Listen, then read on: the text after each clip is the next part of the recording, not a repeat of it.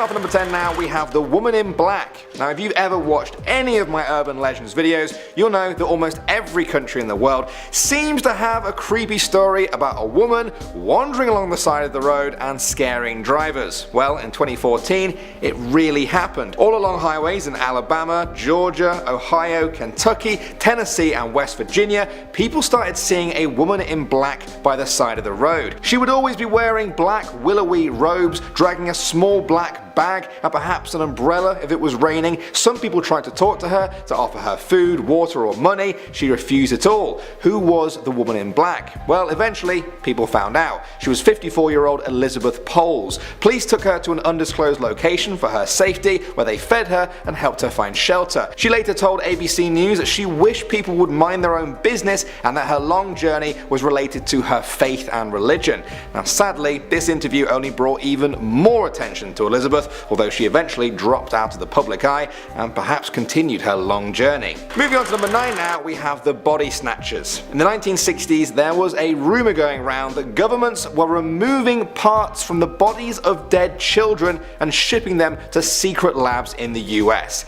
It sounds crazy, doesn't it? It sounds like something straight out of a horror movie, but it was totally true. When World War II ended with the US dropping the world's first atomic bombs, they wanted to determine the effects of nuclear radiation on humans around the world, specifically children who have been born since those bombs were dropped. It was called Project Sunshine. Over 1,500 bodies, many of them babies, were gathered from half a dozen countries from Europe to Australia in the 1950s for these studies. At times, the scientists would even ship single body parts taken from the babies without the parents even knowing. Coming in at number 8 now, we have Trick or Treat. For almost as long as trick or treat has been a thing, so too have the stories of nasty tricks of people putting dangerous things in the bags of little kids in order to cause them harm on Halloween. It sounds too horrific to be true, right? I mean, it's Halloween, it's supposed to be fun.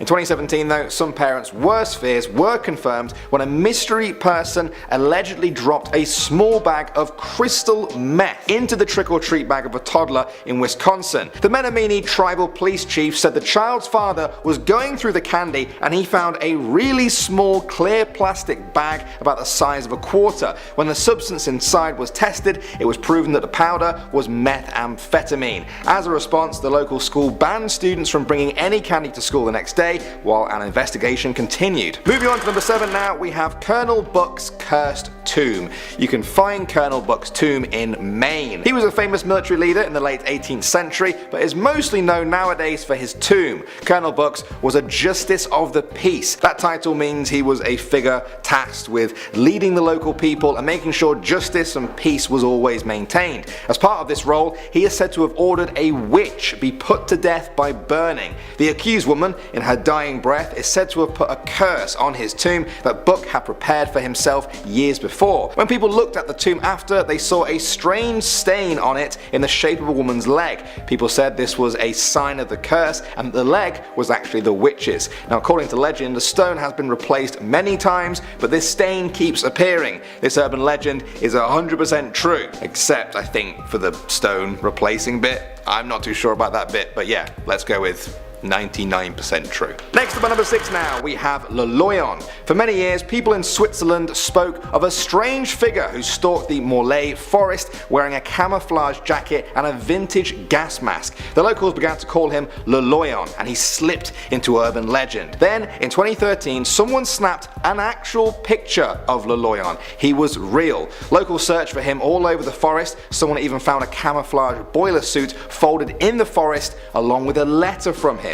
The letter said that the man was annoyed that the media had exposed him because his walks in the forest were part of his happiness therapy. He concluded the letter by saying, "I have concluded that the media has had two effects: deprive a person of his harmless outlet and make others feel insecure." Ever since the letter was found, Loyon has never been seen again. Poor guy. Moving on to number 5 now, we have the sunken city. All over the world there are urban legends about towns and cities being submerged under the water. Perhaps the most famous example is, of course, Atlantis. Well, there is actually a real-life example of this in America, Lake Lanier. This is an artificial lake in Georgia that spreads out for 59 square miles. When the Army Corps began constructing the dam in 1950 to flood the area, people were already leaving. For those 5 years, the government bought up private land from farmers and townspeople so that they could be relocated elsewhere. The final count involved 250 families, 15 businesses, and 20 cemeteries, along with all the bodies buried there. The water ended up swallowing fields, bridges, gates, landmarks, a ferry business, roads, forests, and even a racetrack called Looper Speedway. These days, if you could walk along the bottom of the lake, which is 258 feet deep in some parts, you'd find a ghost town inhabited only by fish, swimming in the murky depths that humans once called home. Coming in at number 4 now, we have Catman of Greenock. In the Scottish town of Greenock, people talk for years about a strange man with no hair, covered in mud and dirt,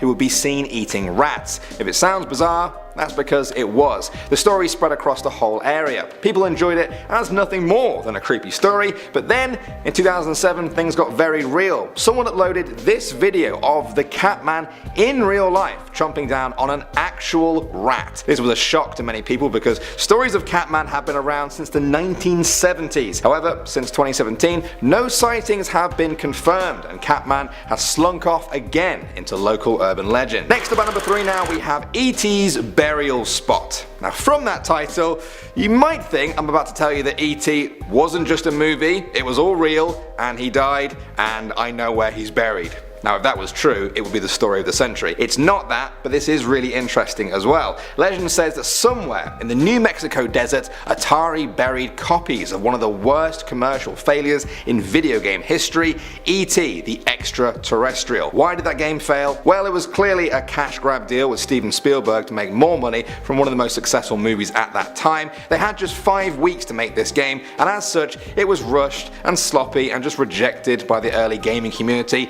It also came during the 1983 video game crash. That didn't help. So Atari have millions of unsold games and decided to bury a lot of them in the desert. Well, this urban legend is 100% true, of course. In 2013, a documentary team excavated the rumored dump site and found hundreds of thousands of Atari cartridges buried in the desert. Many of them were of E.T. the Extraterrestrial. Next up at number 2 now, we have the medicine murder. For many years there have been urban legends going around about murderers breaking into people's houses by climbing through a bathroom cabinet. It's a creepy thought, a killer just squeezing into your bathroom in the middle of the night. It became such a popular urban legend that it inspired the 1992 horror film Candyman, which includes a scene where the main characters learn that a murderer might be entering apartments through the medicine cabinet. This actually used to be a major structural flaw in many American apartment blocks. Well, the nightmare became true in 1987. Back then, some housing blocks in Chicago had apartments that were joined with just a flimsy partition. An actual murder was committed by criminals who used this to climb through into someone else's apartment and commit a murder. The urban legend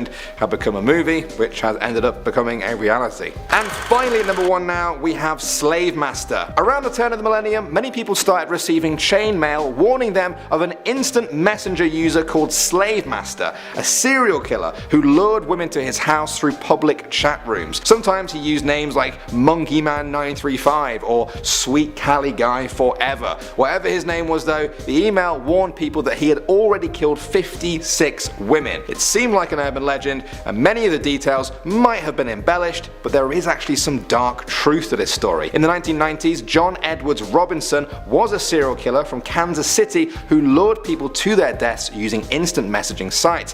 His username was, of course, Slave Master. He remains on death row to this day. Spot we have the Maine hermit. So for a very long time, the people of North Pond, Maine noticed that things were going missing in their homes. Not jewelry or typical items that you would assume would go missing in a home invasion, but food such as peanut butter and apples. Since these items weren't of the highest value, the people just let it happen and didn't look too much into it.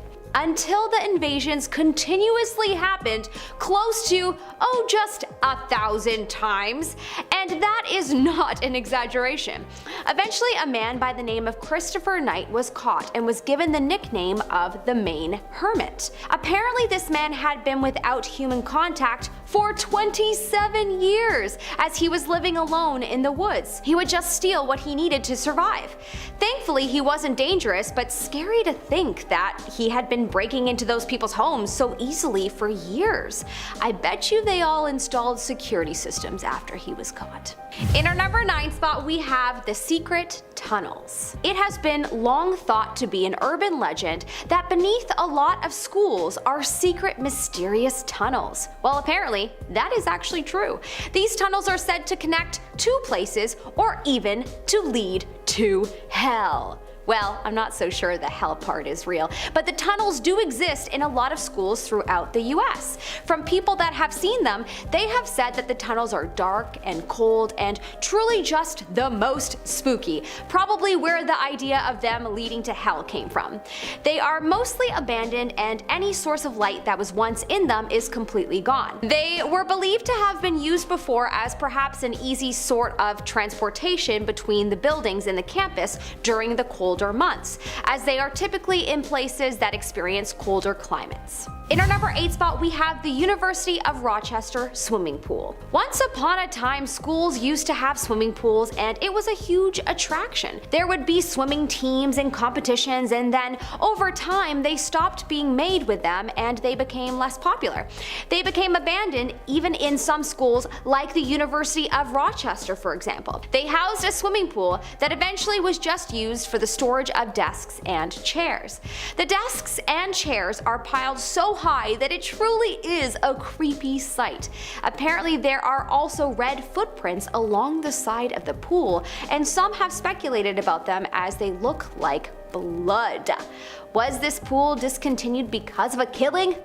It's possible. Am I starting another urban legend? Possibly. In our number 7 spot, we have more anesthesia, please. There used to be a rumor that some people, when going into major surgery, would get anesthesia to numb the pain and put them to sleep, but it wouldn't fully work.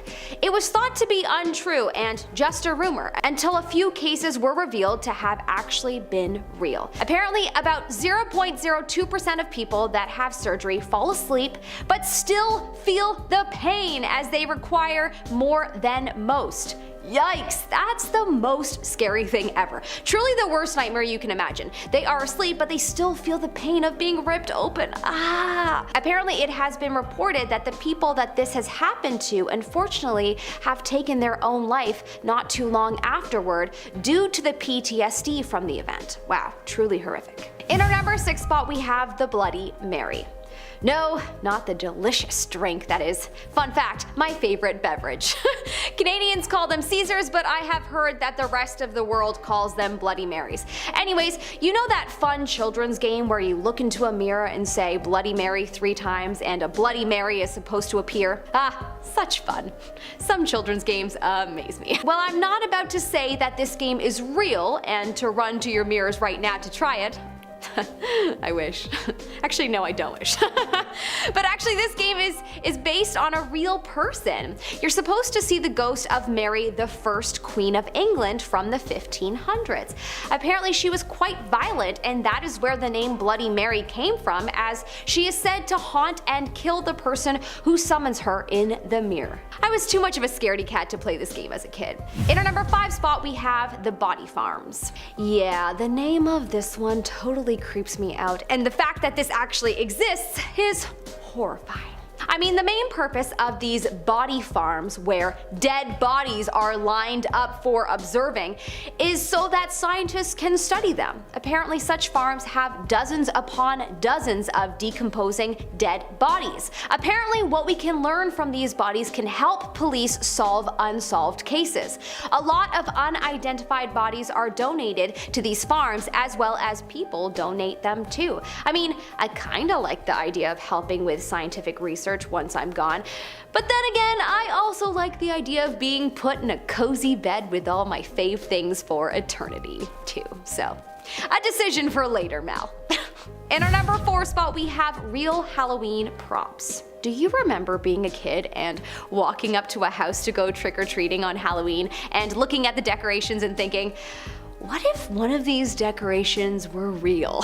And then 1 second later, the man sitting on the porch that you thought was a prop scarecrow turned out to be real by jumping in your face and growling at you? Yep, that happened to me, another true story. Apparently there have actually been quite a few cases near Halloween where people have thought real-life horrific things have been props. Like in the case of a woman who took her own life and hung from a tree, and for almost a week after Halloween, people hadn't noticed that she wasn't a prop. Well, my inner child is terrified thinking of the amount of times I may have actually stumbled across real things like this. Hopefully I never did. In our number 3 spot, we have the garbage legend. Did you ever get told to not hide in the garbage can because you might be accidentally thrown out with the trash?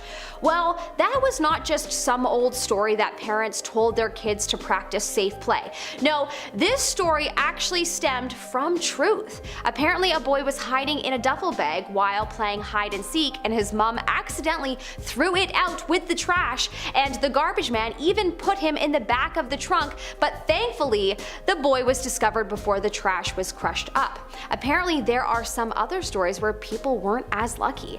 That is the most tragic thing. I remember hearing about a mom that turned the washer on when her young one was hiding in it, and that shook me up, but this is honestly just as horrible. In our number 2 spot, we have buried alive. Ever heard that phrase, being buried alive? Yeah, well, some thought it to be an urban legend, just a phrase. But the origin of where that phrase came from actually comes from truth. Apparently back in the day there was unfortunately quite a few cases where people were buried alive. Yep, so much so that it became common practice to put a bell in the grave so that the person could ring it if they were actually buried alive. Of course, we are better equipped with tools and are able to know these days, and that's not common anymore. But still quite chilling to think that it was once an issue and the phrase came from truth. In our number 1 spot, we have Charlie No Face. There is an old urban legend told about a man named Charlie with no face. Depending on who told the story, Charlie No Face could be a monster, ghost, or someone who had an accident and no longer had a face, but apparently he would walk the streets of Big Beaver, Pennsylvania in the night. People would try to spot him and would drive the streets at night to see him. Well, apparently the story is actually true. No, he wasn't a monster or a ghost, but a man named Raymond Robinson, and was a normal guy that unfortunately had an accident and it disfigured his face. From embarrassment, he would only walk the streets at night so people didn't see him. My bro actually had a horrible accident not too long ago, and not gonna lie, reading about the story had me very emotional.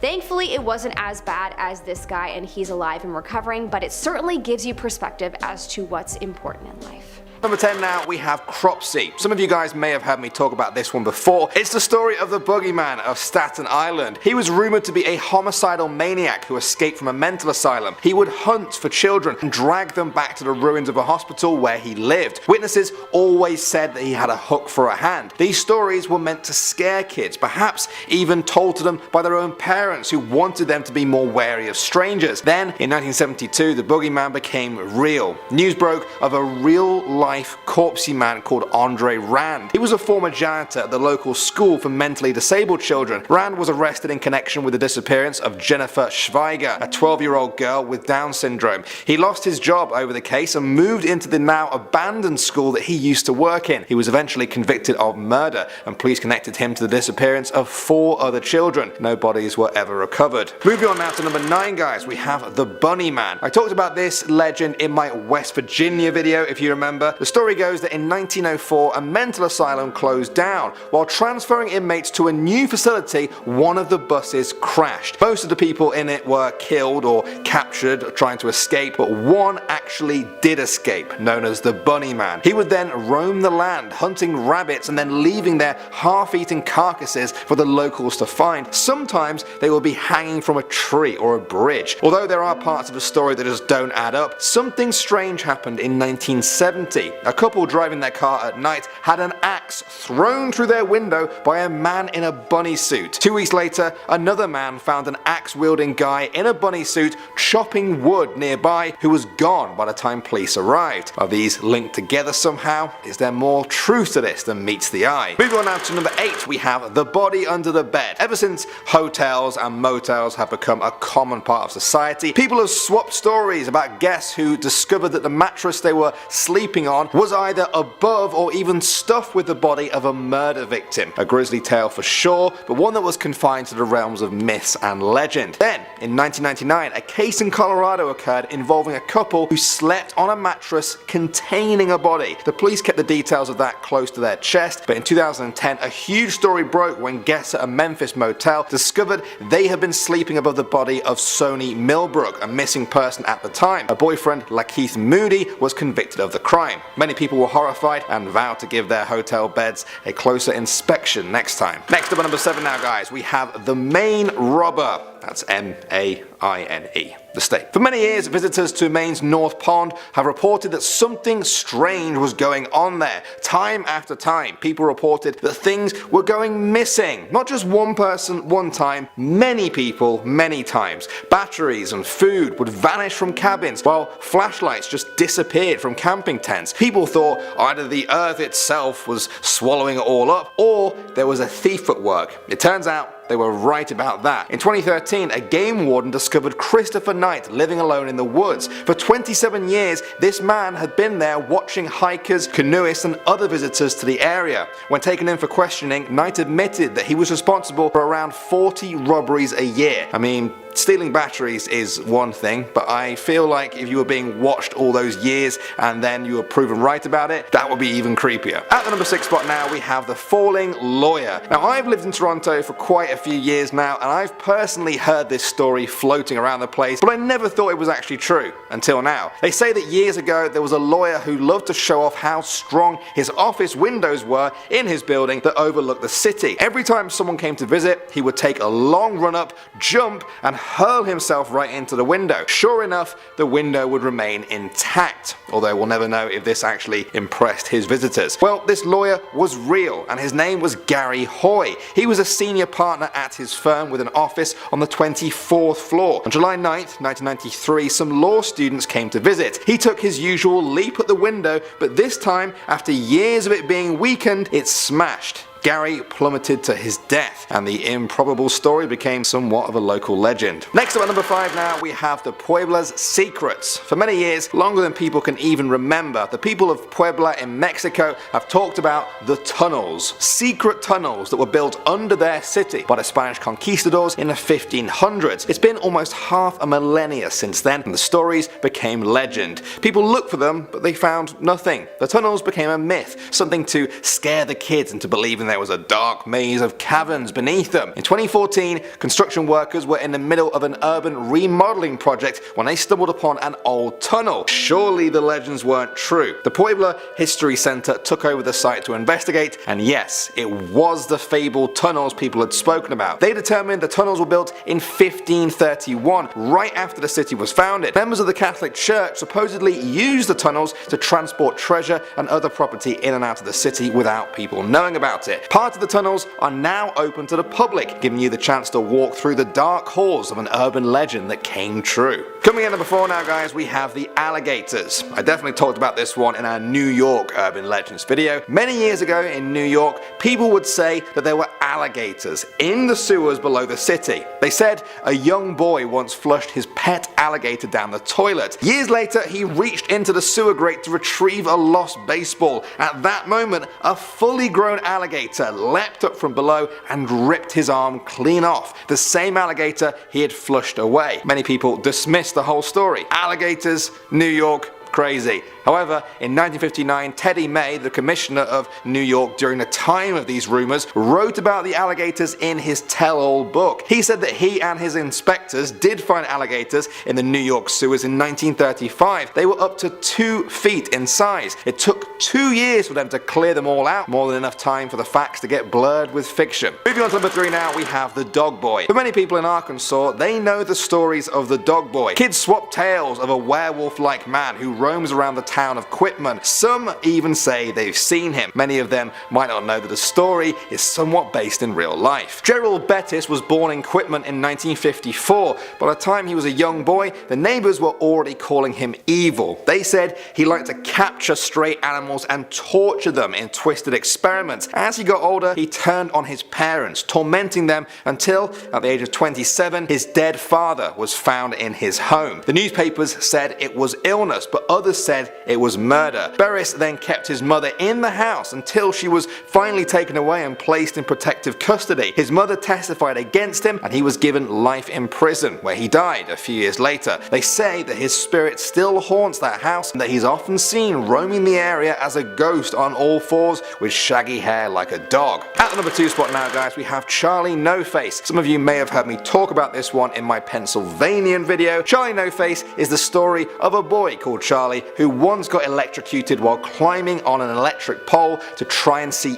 into a bird's nest. He was horrifically disfigured. His face had practically melted off. Eyes, nose, mouth, one of his ears and one of his arms all completely gone. It also turned his skin a sickly green. Somehow he survived and lived out his life in the small town, rarely showing his face to the other locals. People would share the story of Charlie No Face, but because nobody saw him, the story became nothing more than an urban legend. But it wasn't. The story was actually true, all except for the name. Charlie's real name was Raymond Robinson. He was friendly to people whenever they saw him, and he wasn't responsible for the many hauntings that became associated with the legend. And finally, number 1 now, we have Polybius. You may remember this from my video game Urban Legends video. Polybius was the name of an arcade game which kids in Portland got addicted to in 1981. Whenever they were forced off it, they felt nauseous, stressed, or even had seizures. Some people noticed the game was being serviced a lot more than usual. Instead of once a month, Polybius was being checked by men in black suits every single week. They would copy its hard drive, leave all of the money, and then be gone until the next week. People believed they were from the CIA, and that Polybius was all part of a mind control program that sent subliminal messages to its players. While a lot of this is debatable, there really was a kid who got sick during an arcade marathon contest in Portland in 1981. A few days after that, federal agents really did seize a load of arcade cabinets. They said it was all part of a major gambling bust. This is where people tend to differ in opinion. Some say that the story of Polybius was inspired by the events, others say the events are proof of the story. As off at number 10 is the White Lady of Balete Drive. In Quezon City, there's an avenue named after the row of trees that used to line it. Although they are now gone, in Filipino culture it is believed that Balete trees are inhabited by mystical beings and other supernatural creatures, and despite their removal from the area, it is rumored to remain just as haunted as the day they were planted. There are few variations of the legend, but the most popular is that there was once a woman who died after being hit by a taxi along the Balete lined road late at night, and whoever hit her was never caught. Since then, it's said she haunts the roads, scaring unsuspecting taxi drivers who dare trespass alone. Some say she might even appear to be lost and wait for a taxi to pull over so she can come inside and terrify the driver by revealing her true form, a corpse covered in blood and bruises. However, others say sometimes she will just disappear out of thin air. Many have believed the tale, including a police officer and captain of the QCPD who was eventually suspended for cowardice after he refused to patrol the area after a rise in incidents. Allegedly, each accident claimed that a woman in white was what had caused the issue, and so the officer refused to investigate, fearing he too would become haunted by the White Lady of Balete Drive. Next up at number 9 is Death by Slippers. I've heard some crazy urban legends in my day, and this one might just be the most out there. Apparently, there's an urban legend in the Philippines that states you must bring your slippers inside the house at night. Why is that, I'm sure you're wondering? Well, according to the legend, anyone who forgets to bring their slippers in at night will be visited by a dangerous cult that takes the slippers and kills the owner. Apparently, each night a group of Satanists roam the streets looking for victims to sacrifice to their evil overlord, and apparently the only thing you have to do to protect yourself from being their next victim is bring your shoes inside at the end of the day. Okay, Listen, I'm not saying it couldn't be real, but I am saying this sounds a lot like something a really tired parent might say to make sure that their kids didn't leave all their stuff lying around outside. Either way, if I am ever in the Philippines, you best believe I'll be bringing my slippers inside because I'm not about to tempt fate and accidentally get killed by an evil Satanist cult. Next up at number 8, the Tikbalang. Said to lurk in the mountains and rainforests of the Philippines, the Tikbalang is a tall, bony, humanoid creature with the head and hooves of a horse. To me, it kind of resembles a half-transformed werewolf meets centaur, which is just straight up terrifying. Although legends differ from region to region, in the north it most commonly enjoys pranking travelers and making them hallucinate so that they get lost along the path. But in the south, its origins are much darker. Down south, stories of the Tikbalang speak of an evil, red-eyed demon horse prone to fits of rage and continuously puffing on a cigar. It's said to be the result of a soul that did not make it out of the womb. Without having ever existed on the earthly plane in human form, it now haunts this realm, preying on the living as revenge. According to the myth, however, all you need to do to defeat this terrifying demon horse is pluck 3 hairs from its mane, taming the creature and making it indebted to you forever. That, or just hope you come across one in the north, I guess. Next up at number 7, the Matruculan. These terrifying creatures are kind of like the sick and twisted version of the Immaculate Conception. As legend has it, at night when everyone is asleep, they will sneak into the room of a virgin woman and impregnate her without her knowing. Apparently the ghoul is invisible to the human eye, so there's no way to protect against their devilish advances. Then after a few months inside, the monster will return to take what he gave to the woman, but first killing her and then consuming the life that was growing inside of her. There are also some versions where the Matruculan will prey on already pregnant women, and in this case, it's believed that the husband can protect his wife from getting a visit from the creature by swinging a butterfly knife, or balisang, over her stomach during labor. I mean, from top to bottom, this entire legend is incredibly dark, and I'm just praying that there is no chance they exist in real life. Next up at number 6 is the Tiyanak. It's very common in many cultures and religions for new lives to be baptized, mainly because it signifies the young person as being a part of the Christian faith, and it symbolizes a life in devotion to Jesus Christ. And while some cultures believe it's not necessary to be baptized in order to get into heaven, it's definitely the preferred method. But due to the Spanish colonization in the Philippines in the 16th century, their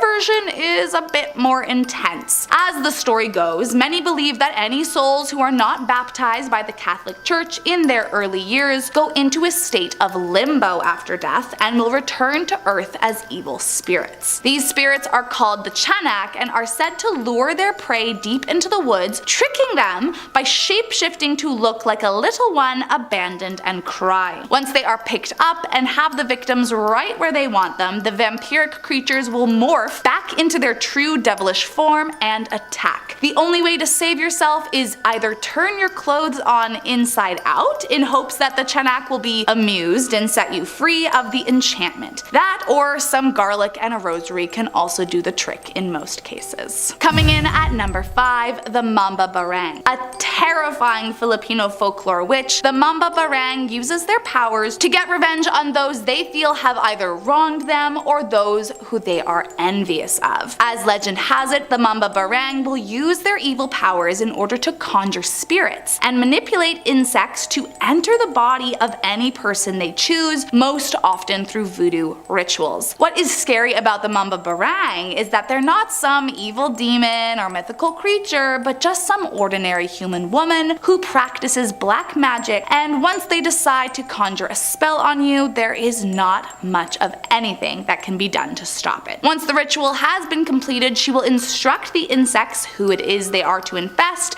and they will climb inside the body using any orifice required. There is often pain at the site of entry, for example an intense earache if they go through the ear, or even hemorrhoids if they use the mouth door. But these are not like other diseases. They will resist all known treatment. In fact, there are no known medicines or cures for any of the afflictions caused by the witch. The only way to be freed of the torment is to hope that the witch allows the infestation of bugs to leave your body. Otherwise, you're fresh out of luck. In most cases, the torture will continue until it takes your life, and only then will the horde of bugs evacuate your body. Coming in at number 4, the Amalanhig. Said to be the Filipino version of a half-zombie, half-vampire, the Amalanhig is an undead demon that is believed to not have transferred its power to a relative during their time of death. This results in the demons rising from their graves so that they can lurk in the woods, feasting on the blood of the nearby villagers. Their preferred method of attack is usually believed to be through biting the neck, since, you know, vampires and all. However, there are some versions of the legend that state they will tickle the victim to death while simultaneously absorbing their life force. I mean, if I had to pick a way to go, this sounds better than being stabbed and left to slowly bleed out, no? Well, I do also hate being tickled, so I don't know, maybe not. It all really depends on how long it would take for me to be drained of all my life force, I guess. The good news is that you can escape them should you ever find yourself face to face with these demons. It's advised that you climb up a tree or jump into the closest body of water, as they're unable to climb and they have a great fear of water as it will turn them into a pile of worms. Next up at number 3, the Manananggal. Said to be a vicious, flesh-eating, blood-sucking demon, the Manananggal is definitely one of the creepiest urban legends I've ever heard of. In their true form, they're described as being hideous women who have the ability to sever their body into two, something that they must apparently do in order to feed. When they detach their torso from their lower half, they become vulnerable, so they must hide their lower half to keep themselves from being attacked. They then grow wings so that they can fly around looking for their next victim. The Manananggal tends to prey on men, first shapeshifting to look like a beautiful woman so that they can seduce them before luring them into a secluded area, tearing them apart and sucking out all of their internal organs with their long tongue. The only way to defeat the ghoulish creature is to wait until her body is severed, as the lower half remains motionless and vulnerable. Once you find the lower half, sprinkle either salt or crushed garlic onto the creature, and the demon will be unable to join back into one entity. Then just sit back and wait until sunrise, as once the sun hits the separate torso, she will be destroyed. Coming in at number 2, the Aswang. This one might be the most famous of the urban legends, but to be fair, it's for good reason, cause it is just about the most terrifying thing I have ever read about. Supposedly a flesh-eating, shape-shifting, vampire-like creature, what's truly terrifying about the Aswang is that you never know who around you could be one. As the legend goes, during the day they appear to be just like us humans, blending in with the world and working normal jobs, but at night they transform into flesh-eating, blood-sucking, horror film creatures who unleash their predatory instincts, actively hunting the most vulnerable in the community. The creatures are said to have long tongues and backwards feet, and are apparently so thin and frail they can hide behind a single piece of bamboo. But don't be fooled by their small frame, as if they attack, there is no saving you. What's scariest about them though is their ability to transform the appearance of